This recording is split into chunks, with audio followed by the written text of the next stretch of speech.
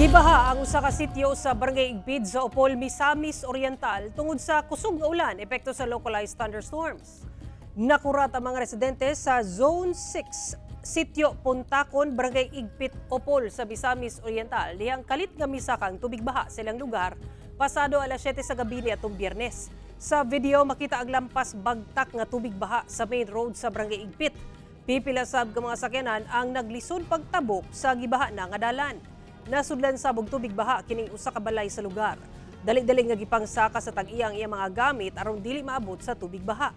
Sumala sa Opol MDRRMO nga misaka ang tubig baha sa lugar tungod ubos ang nahimutangan sa maong sityo.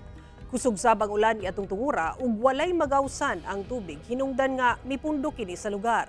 Hinuon walay natala nga nasamdan o gihiklin tungod sa baha. Sa karon balik normal na ang sitwasyon sa lugar. Ang pag-ulan sa lungsod epekto sa localized thunderstorms.